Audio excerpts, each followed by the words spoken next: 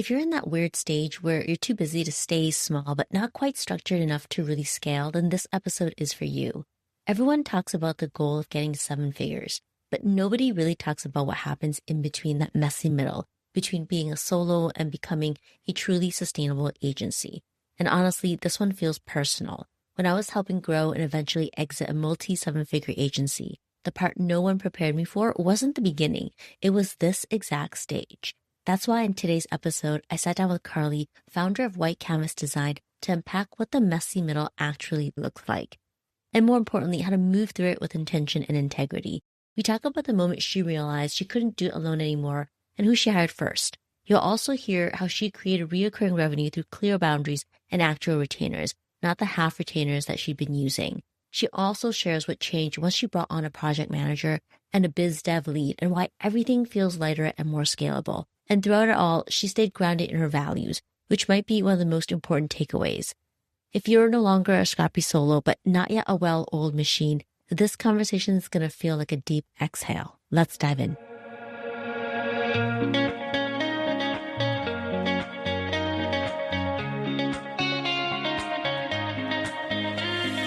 Welcome to the Small But Mighty Agency podcast. If you want to grow an agency to seven figures and beyond without working more hours in your business, you're in the right place.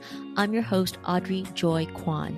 I know what it takes to build an agency, including supporting an agency owner in selling and exiting. I also have a master's degree in communications, specializing in organizational development. My team and I have worked behind the scenes of multiple seven-figure agencies and have coached and consulted with over 150 agency owners. All this to say, when you join us on the Small But Mighty Agency podcast, you get real-world experience and practical tips that help you work less, earn more, and lead with integrity. So let's go.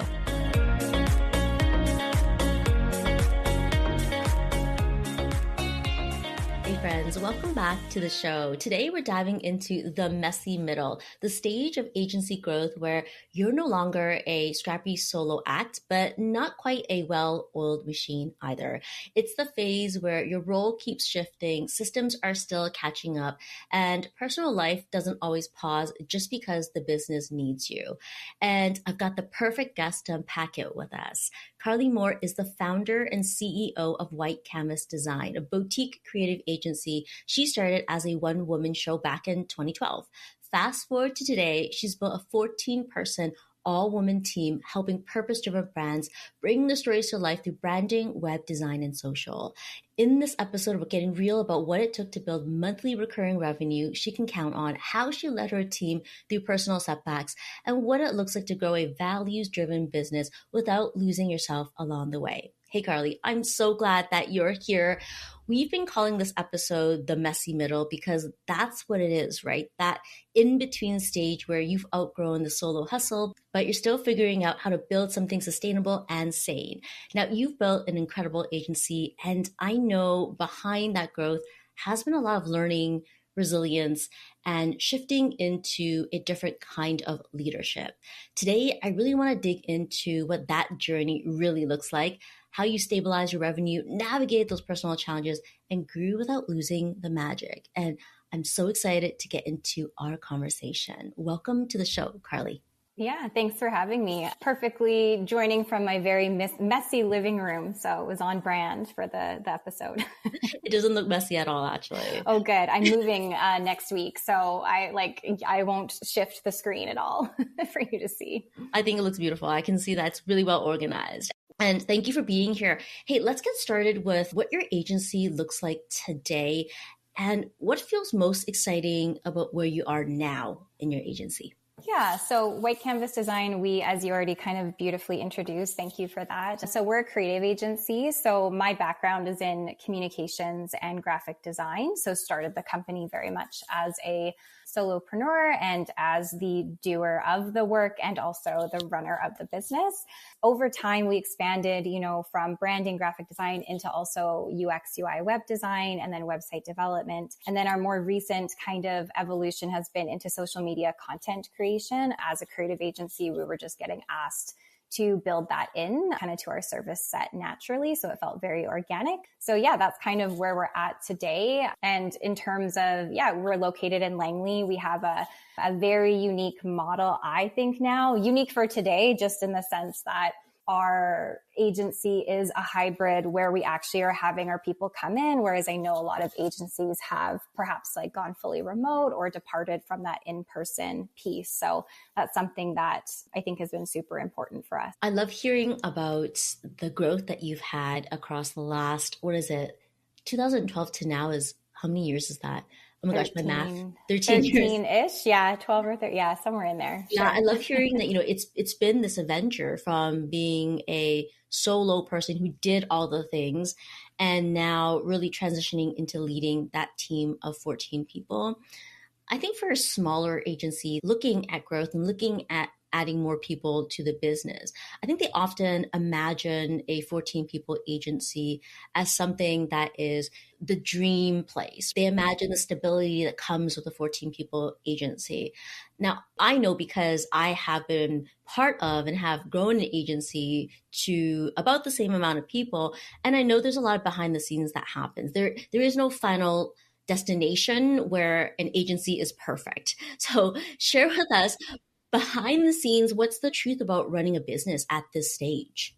Yeah, I think the messy middle, as we've kind of talked about, the scaling to our first million in many ways was easier than kind of on the journey to scaling to our second. And, I didn't get into this, with any sort, I guess I got into it with blind faith, or I was an accidental entrepreneur. Like I didn't really realize 13 years ago what it meant to build an agency. I just loved design and I loved bringing things to life. White canvas is like creating something out of nothing. Like there's this endless possibility. And so, yeah, I mean, like my own job has changed in ways that I never could have imagined. And I've had to learn to be a CEO more than anything. And yes, like it's, to your point, not a linear thing. Like it's an up and down, and there really is no true arrival. I think there's been seasons where things are in flow, let's say, or working. And then there's seasons where you're like, ooh, that feels like a growing pain. So I think right now we're actually in a great spot. We scaled very quickly during COVID. And then, we were reactive, if anything, to that growth. And the last few years have been really about getting those operational systems in place to sustain the level we grew to, which we've, strategically and intentionally done. I've got two questions to unpack. The first is, what was the moment you realized you can't do this alone anymore and decide to start building a team? And then I really want to unpack the growth that you had through COVID and what that meant. Because it sounds like you took a leap in COVID, and I want to unpack what that leap looked like. But before that, let's talk about that moment when you realized, oh my gosh, I really can't do this alone. And you decided to start building a team. Who did you bring in first, and why did you bring that person in? Yeah, no, it's a great question. So I was working full-time in a full-time job in media as a graphic designer and production manager for magazine and print media. So I was doing that job full-time for 4 years while I was building White Canvas kind of on the side. And that's where I was introduced to different industries and clients, and I would get asked like, oh, we love the advertising campaign you designed for us. Can you also design our logo? Can you also design our brochures? And so that's really where White Canvas started. And so I was doing both for a long time. And truthfully, like I'm a fairly risk adverse person. And so I would just like take on what I could, and I would work pretty long weeks, in terms of the hours I was putting in for my job and also the business. And in 2016, I kind of got to the point, I think I had maybe like $2,000 a month in like reoccurring revenue. And I was like, yeah, okay, like let's go for it. I quit the full-time job. I had saved up enough money to like buy myself, a year and just say like, if this doesn't work in a year from now, we'll reevaluate. But it was interesting because the moment I kind of took that leap and put my energy into the business full time, like I was incorporating within 6 months, and just like the work started flowing, and I didn't look back after that. Like, when was the moment when you realized you couldn't do it alone anymore? Yeah, so that was probably like growth milestone number two when I became a mother. So in 2016, I took the business full time and incorporated. In 2018, I had my daughter, Riley. So it was really around that time I was already working from home. Our head office was, my apartment or my townhouse at the time when we later moved to Langley. And I was finding that even though I had a dedicated space in my home, I thought like, I can't be in two places at once. I was feeling very torn as a mother, even just if I would hear her upstairs and whatnot. So that was really what initially launched me into looking into office space. And then from there, also realizing, the subcontractor route for me, like just wasn't working. Like now, I'm going to have this space. What do I imagine that culture to be? How can I make this something beyond myself? And so it was really the office space that gave me that platform to be able to imagine what our team culture would look like. And our first hire, she's actually still with us today. So our first employee, Kelsey, she is our design manager and a senior graphic designer, but she was our first hire. So I chose to hire somebody who could take on the production piece of the work and really just replicate that. So it opened up more time for me to work on the business. Okay, so it sounds like COVID came fast because by the time you made your first hire, I'm just thinking about the timeline here. That was 2018, and if my timeline is correct, COVID was 2019. Oh my gosh, I can't even believe I'm saying that. I don't remember when it started because it wasn't that long ago. Yeah. So it sounds like from one hire, you made a gigantic leap in the next year or two into building your team because you're at 14 now. So what did that transition look like, and what inspired? I don't know. Is it 1 to 5, 1 to 10? What was that leap and what inspired it?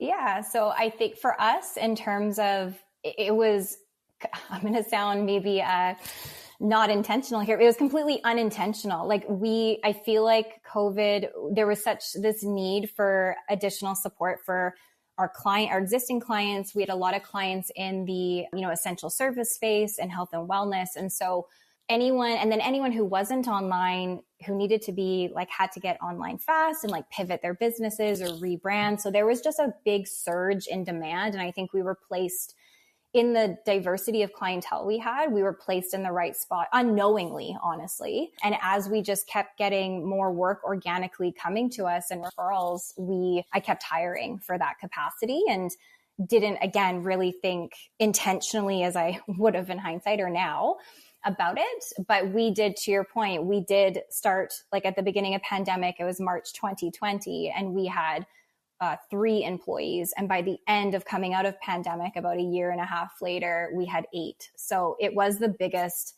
jump for sure at that time. Leading 1 to leading 3 is a jump in itself, but I think 3 to 8 is quite different.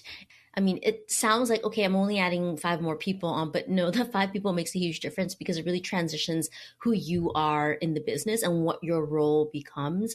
So walk me through that. How did you see your role start to shift between being a small team of 3 people to then going to 8 people? Yeah. So at 8 people, I was still very much holding a CEO and creative director role. So I was still running the big idea, big creative work and processes and leading the design team and still doing sales and running the business. So at that time, I was holding truthfully too many jobs at once. It was also a difficult season personally. 2020 is when I lost my dad to cancer. And then also in the same year, did go through a divorce. So I think those challenges all combined, were really testing me in that season. And I would say that it wasn't really until the last year or two that I would say when I hired my creative director and able to let go of more of that production side that I've been able to fully focus on the CEO role. I'm sorry to hear about your dad. I lost my mom 15 years ago, and I know what it's like to lose a parent. Oh, I'm so sorry. I'm also sorry to hear about the divorce. It sounds like a lot of life changes. And I know running a business that's growing while all those life changes are happening, that balance can feel very difficult. I want to spend a little bit of time talking about that balance. Where did you find energy? What kind of kept you going during that time? Oh, I think it's the people, right? And not being a hero. And I have that, I think maybe I'm not the only one. This will sound maybe cliche, but as I just wouldn't ask for help historically. And it was during that season that I learned that I had to, from both, in my personal life, from family and friends. I had friends showing up for me that is still social distancing, but they would bring me meals to my door and, sit with me outside, and they would, let me cry. And I would say on the business side, I had Kelsey and I had Jill. Both of them really just rose to the occasion in terms of stepping in to support the business and just keeping things operational at that time while I could grieve and just process the changes that were happening. I also think that the gift in pandemic and the timing is that you weren't seeing people. So it was a little bit of like this incubator cocoon at the time where I could stay private about what I was going through and then kind of keep those two worlds a little bit compartmentalized to be able to deal with that. But certainly the energy to push forward, I think as a mother, that's just what we do. There's a saying I think we're all familiar with, it takes a village. And what you described it very much is a village. Whether we're a parent or a business owner, I think we need our different villages. And I think a better way of calling it, rather than a village, is a community. That's one key thing that I've seen in every business owner's life and in every agency founder's life that has been the defining factor is the community that you build for your personal life and the community that you build in your professional life, and how when the storms come, it's the community that really helps set you up to get you through it. So I'm really glad that you shared that with us. I want to talk a bit more about the growth that you experienced. So in order to bring in and grow your team, obviously the revenue was growing. Now, was it organic, or were you actually out there making a concentrated effort to bring in more clients so that you can grow your team and sustain your team? At that time, I would say, from 2020 to about 2022, it was very much organic and still referral based and not as, again, focused. The past 3 years, totally different ball game. We were running ads. It's scaling to that second million, which we're on target to get to. It's a different level of capacity to keep, and to also keep, I think, all the different departments firing at all cylinders as well. So having the tools in place to adequately forecast revenue and capacity has been huge. On the team culture side, my background, like in my younger years, I played softball really competitively. I come from high performance athletic background. And so working in teams, especially teams of women, I think I was always growing up with that and learning that women can come together and do amazing things. And I think it was just built into me that, to have that drive, to have that work ethic, to set those goals and then achieve them. So I do attribute a lot of that maybe natural ability or unknown ability from those earlier days. In order to continue to grow your team, revenue has to stabilize and you have to build monthly recurring revenue that you can actually count on. Tell us more about that journey. Tell us about how you've been stabilizing your revenue and building monthly recurring revenue. Yeah, so our model has always been a blend of both kind of a retainer-based model, so an ongoing, we're almost like a fractional creative team to certain organizations, and also project-based work. So that would be like a branding project that has a clear start and finish date, or a new website build that has a clear start and finish date. So those pieces have always balanced the business. We still to this day lean more into the graphic design and branding side, like it's probably a bulk of our revenue comes from that. In terms of stabilizing it, I would say the biggest transformation year for us was actually 2024. So it was at that time I hired a fractional CFO, and she helped us just completely overhaul our systems. So we were kind of doing retainers without really doing retainers. I realized like we were giving the benefits of a retainer, but collecting the money at the end of the month and only charging for what we did, but giving them a discount. And that just wasn't working. Like we would have those, we had 10 of those, let's say, or a dozen at any given time of those clients. And it was impossible to plan capacity. It was impossible to forecast. If anything, we had problems of them overbooking our studio or certain departments, and we just had no idea it was coming.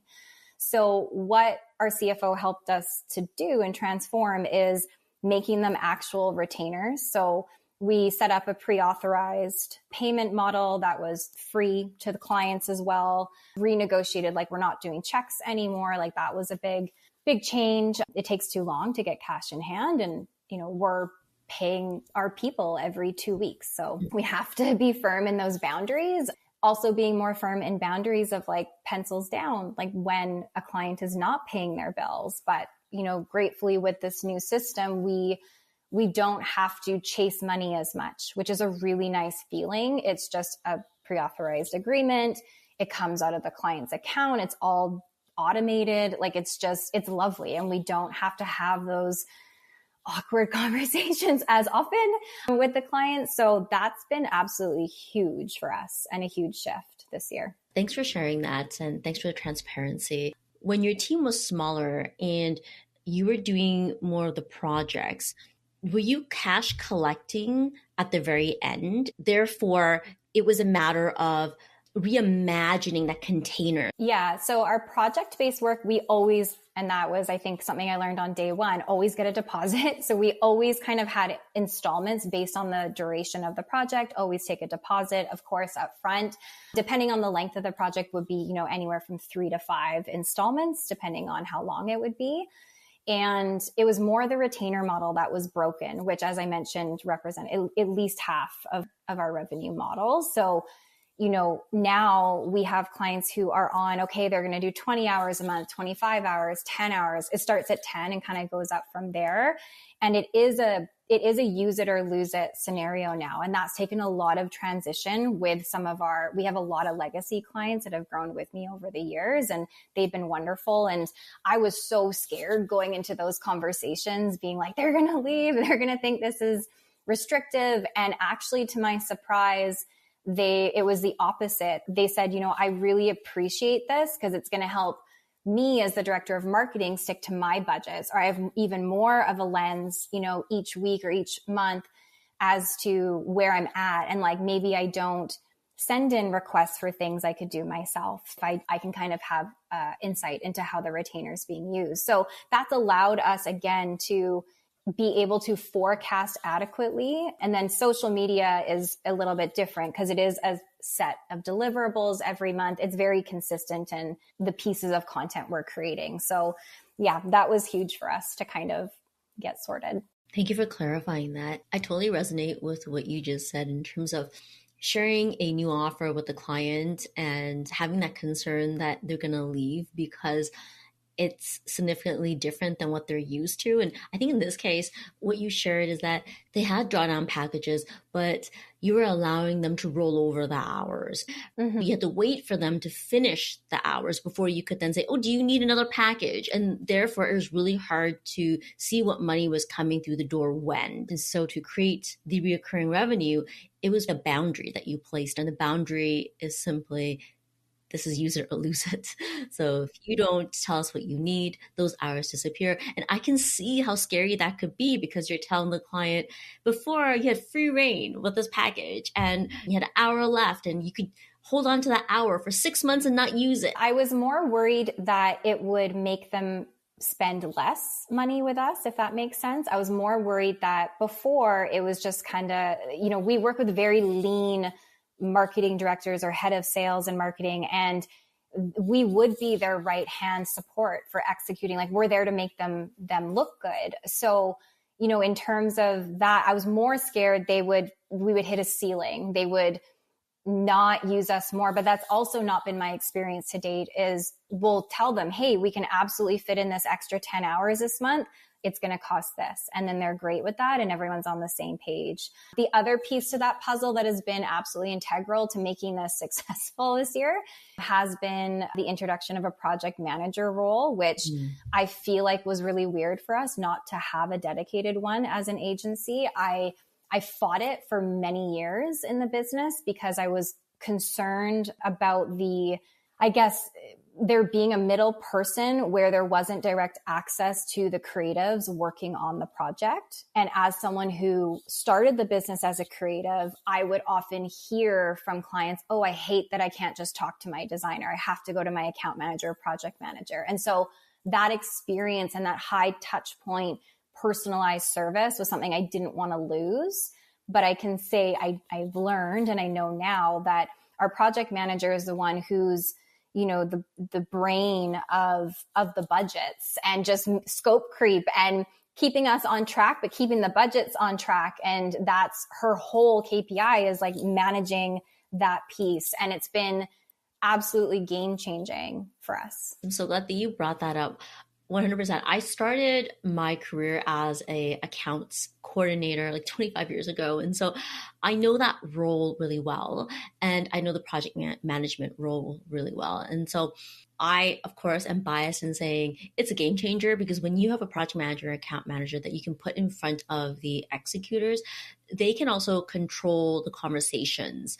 They're the ones that are able to look at the client agreement, the project briefs, and align everyone. And so I think that saves time, that saves scope creep. It also is about building relationships with the clients, because the client servicing person, the account person, the project person, they're like the brain that can go to the client and say, okay, I remember the challenges that you had.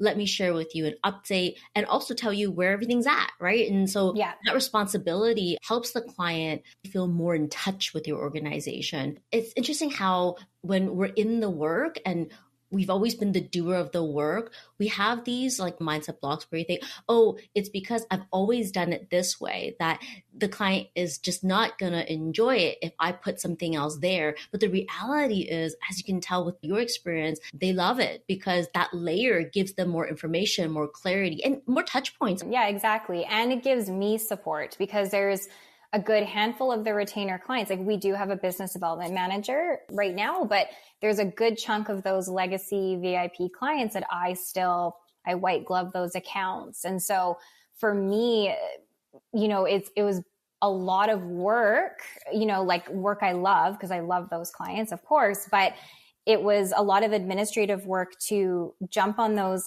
strategy calls weekly or monthly, whatever that looked like.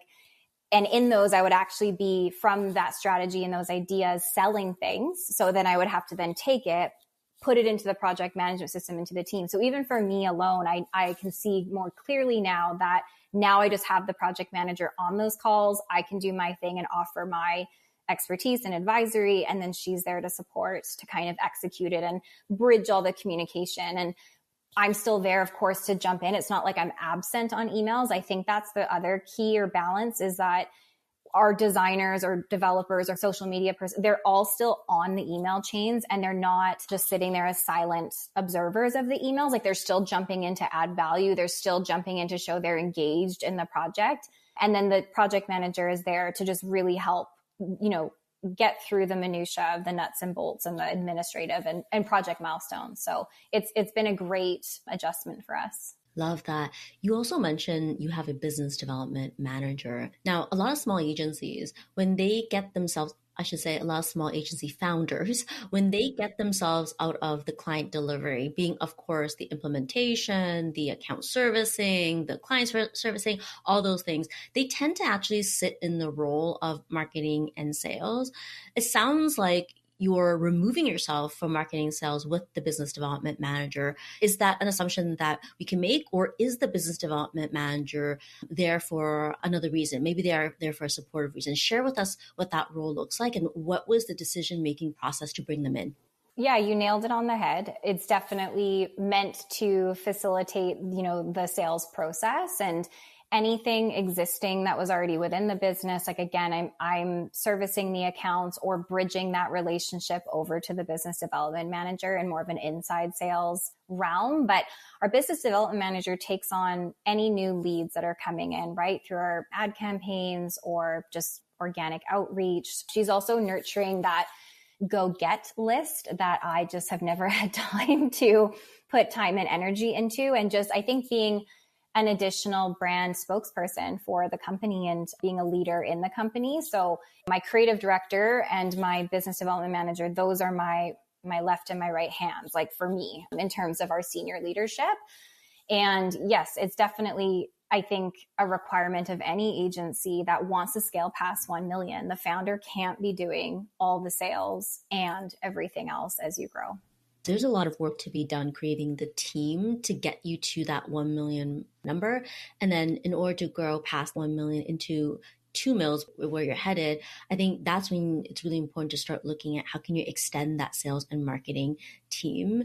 I definitely think that for a lot of small agencies out there who don't have the infrastructure right now to even handle getting out of client delivery, there's looking at your internal team first and figuring out what does the account management, account servicing, and execution all look like first. And it sounds like with the business development manager, that role is really key and pivotal for you to hit your 2M goal. Yeah, exactly. And then we also have managers in each of those 3 departments, which is also great. And I think really building that middle management and senior management skill set has been the best investment that I've made over the past few years, because it's not just about the people that can execute the work, it's the people that can also lead the teams. Because I have 14 people, I can't have them all reporting to me, right? So how does that work? What does that look like? How do we make sure there's continuity and there's clear communication kind of from the top down? I mean, we have an open concept office. It's not like you can't access me as a junior designer, as the CEO. Like that's not the case at all, but just making sure that we have proper infrastructure internally as well to support that. Ooh, that's a great transition. What is happening at White Canvas right now to help you elevate the managers and the leaders to become better communicators and better manage their teams? We've invested a lot the past 2 years. Some of that investment has looked like education and training. We had coaching for them, both private one-on-one as well as more team workshops. I think the biggest upskill that not just for them, but for myself as well, that we needed was in HR and just understanding best HR practices. And so we've had a fractional HR consultant for the past, I think, almost 3 years now. And then as kind of different needs have come up, he has also facilitated different education modules and also been a sounding board for me, as things come up that you just don't even think about that could possibly happen, or situations that you get into. So that has been huge. We obviously invest a lot in their personal development as well, just team wide. I'm very big on that. I think that you're not just growing careers, you're growing people. And I think a lot of our team is, Gen Z to millennials, really our range. And so it's not just about the skill sets of, learning the latest AI or design tool. It's about, we hold financial literacy workshops because I think that's a polarizing topic for women. Just in general, we bring in different experts to speak to that. I have open book quarterly CEO updates and I share how we're doing and teach them, here's the basics of Finance 101. And also for them to have transparency into what they're working on and how that's impacting the company. And so that's been very intentional for me to make sure that we're growing skill sets and I think intelligence outside of just the actual doing of the work. There's that transparency piece I want to highlight. I think for Gen Z, for millennials, it's very important that they know what they're part of. And I think sometimes what happens in an agency environment, when the team doesn't understand the numbers, they tend to dream up what the profit margins actually look like. Right. Yeah. And I think that's important to share why the CEO needs to step into other roles, because the founder, the CEO, needs to focus on growing the business in order to keep P&L lines looking good. I want to highlight that. I think there's a lot of agency founders who are afraid to share those numbers out there, but I do think nowadays it's so different than 20 years ago, where all of that was really hidden from teams. Not only is there a desire for it, but it's also this big motivator for people to understand why they're doing the work they do and why it's important and what it's contributing to inside the company. Okay, we haven't touched on this yet. You have an all-woman team. Is that correct? Yes. Is that intentional or did it evolve organically? I would say at first it was organic. because again, coming from that sporting background and just my first few hires were women. Actually, funny enough, my first contractor who was a developer, web developer, was a man, and he was lovely. But in terms of where our team is at now, and we've also over the years, we've had people who identify as non-binary. Like we're not, I would say like I only hire women. And there's been many points, shockingly, in this journey that I've actually been called out for being sexist because I only hire women. And that's gotten to me at times. And I've had to almost be like, wait, like, am I? I'm like, no, I'm not some sort of like bra burning feminist. Like this isn't about like, I'm very much for allyship. I think men play a super important role in the gender equity conversation. And I also am completely fine saying this to you in a podcast that I absolutely, if I get down to the final few candidates and they have the same qualifications and skill set, I absolutely am going to give that opportunity to the woman, because the opposite of that is happening every single day where women are being passed over because it's like, oh, but she might have kids soon. No, like if she's going to have kids soon, chooses to or not, or approaching that age, perhaps, she's even more appealing to me because I know that she's going to, if she chooses to become a mother, come out of that with a whole other set of skill sets that is going to make her a better all around person and just have more resilience and multitask, all the things. Like, I think for me, it's a benefit. Like it's a plus column. It's not a minus column. So I think that, yeah, I absolutely believe in elevating women in leadership roles. There's enough stats out there that show us we're not there yet. I think there's lots of work being done, but outside of loving design, the purpose really that gets me out of bed in the morning is supporting women and also particularly mothers. And we have a lot of single mothers at White Canvas, including myself. Mm-hmm. So that's been very rewarding and a big part of our culture. Thank you for sharing that. I can really see how your values around supporting women and motherhood really show up in how you structure and build your business. It is important to know what's really important to us and have a hill we'll die on, so to speak. So the hill we'll die on is the thing that we truly believe, and we are going to shout it at the top of our lungs. And for you, it really is like, hey, it's important for me to have a business that is supporting women and their success.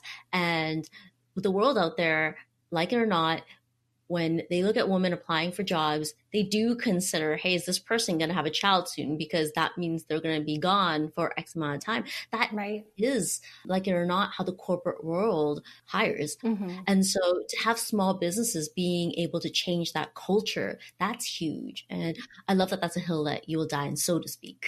And I think too, just even if you own a small business and you're like, well, what difference can I make about the things I care about? And even if they're not fully what you do every single day, I think that's the domino effect of change. If you can lead by example, if you can do your part, it is going to give inspiration and empowerment to other people watching that can do the same thing or make those small adjustments along the way. And I think there's just such a long way to go in that department. And I even experienced this most recently. I was buying a house. As I mentioned, I'm moving next week, and I went to an open house with my daughter, and she's 7. And she walked in, she's like, I love this house. And we talked about negotiation after in the car. It's like, tell the realtor you love it. But either way, like, we're at this open house and we're looking around, and the realtor, she's a woman, and she says, oh, like, who's your realtor? So I tell her who my realtor is. She's like, okay, great. Well, if you like what you see here today, like, let your realtor know, and tomorrow we'll book a private showing and you can bring the whole family with you. And I like smiled and I looked at her and I was like, oh, like, no, this is the whole family. This is me and my daughter. And I could tell she was uncomfortable. Like, she wasn't trying to offend me, and she wasn't trying to, of course she's not, she's a realtor. She's trying to sell me. Like, she's not trying to upset anything. It is just like, that is where her brain, it was just conditioned to go to, that this wasn't the whole family, that how could this mother, this woman on her own afford this house? There has to be a full family living here. And so I think it was just, again, that was even just a few months ago, a reminder where just in quiet, non-aggressive ways where those biases still exist. Yeah. Oof. The realtor, she was a woman herself. And I think that's an interesting point to bring up because there are truths out there. And when I say truths, I mean made up truths about what families should look like. And I think that's the scenario that you walked into. I think she more than likely had experienced showing homes to what a typical quote, quote, family should look like. And then when she saw you, she immediately applied that truth to you. And yeah, not to say that, she was insulting anyone or she was trying to make anyone look bad or anything like that. I think it just speaks to this idea that we kind of think that we're in a space right now where the certain concepts have really changed quite significantly. But I think there are certain instances that show us that things haven't changed as much as we think they have.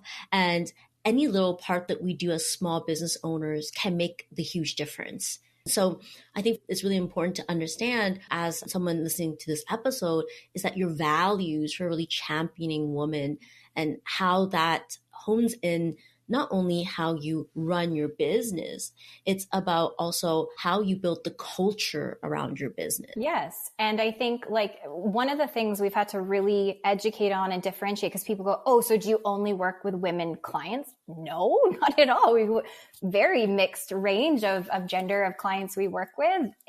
I don't believe that's why most people choose us. I believe our clients are choosing us because we do a really good job. We're good at what we do. They're not choosing us based on gender. Perhaps if we sit in the audience of their target demographic, yes, like that could be advantageous to have a designer a part of that.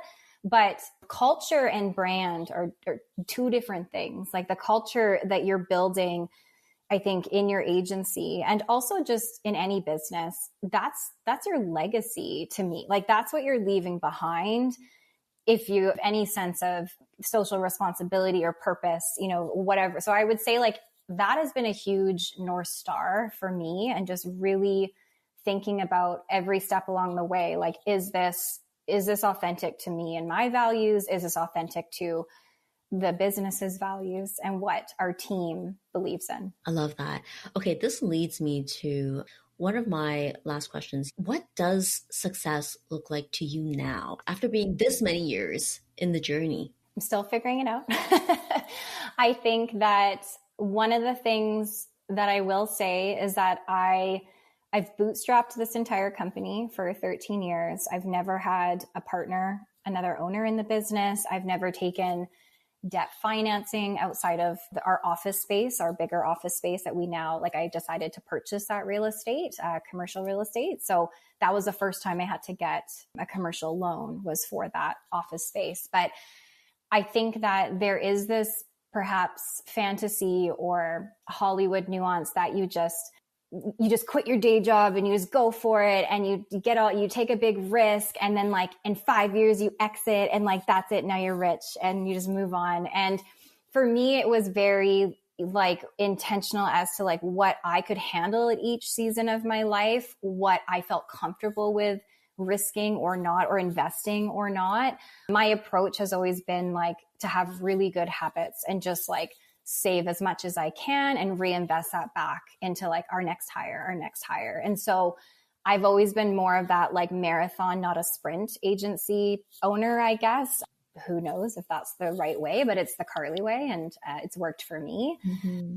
So for me, the success that I always imagined when I started White Canvas it's funny, it's exactly where I am right now. It was the flexibility to go pick up my daughter from school, which I'm going to go do later today, and like be able to leave at 2:30 and then like finish my day from home and still have that balance. I hate the word balance. I was trying to find a different word, but have that variety and that flow in my life to be able to do multiple things in addition to being super passionate about my career and my business. And so that's kind of where I'm at now in like this crossroad of I never made an exit plan. I never made like I'm out of here plan. I never built it with that intention. And so I don't know. feels like that's okay, I guess. It's like the anti-business advice perhaps, but I also think it really just depends on you and what you want and what you're comfortable with. I really enjoy your definition of success because I think there are many people who think about leaving a current job for a business, and they have this idea of what that will look like. And those ideas can be unrealistic because there's a lot of information out there that's misinformation about what it means to really run a business. And so I love what you shared because your business has been not just a journey that's about business, but about your life. And it's had to ebb and flow with you along the way. And the key word is it's been a marathon. And as a business owner myself, I will say, yes, it's a marathon. Mm-hmm. Always going to be a marathon when you have a business because that's the nature of growing a business. There's always going to be something there that requires you to fix, for lack of a better word, or improve to grow to the next stage. Yeah. And like any long-term relationship that you hold in your life is also the long-term relationship with your business. And so like finding renewed passion, like I'm not going to sit here and pretend that the last 12, 13 years were all magical. Mm-hmm. There were many times that I hated my business. Like, why am I doing this? This isn't what I thought. And I think that's something maybe we don't talk enough about. And I think it's just recognizing when you're in perhaps those moments, what you can do to get out of them and the resources and that back to that community point and just, okay, if I don't have this expertise or this problem solve, who can, or what resource, what do I need to learn? Where do I need to get that wisdom elsewhere? Thank you, Carly. This was such an insightful conversation on what it's like to be in the messy middle. Now, for our listeners who are curious, where can I find Carly? Where can they do that? Yeah, for sure. On Instagram, White Canvas Design Agency is the best place to find us. There's a mix of content there that's educational, kind of surrounding design, also just some insight into our team and leadership. Thank you so much for being here. Yeah, thank you for having me. It was super fun. Hey, thanks for hanging out with me at the Small But Mighty Agency podcast. If you enjoyed this episode, it would mean the world to me if you hit the follow or subscribe button in your podcast app and share it with a friend. I'll see you on the next one.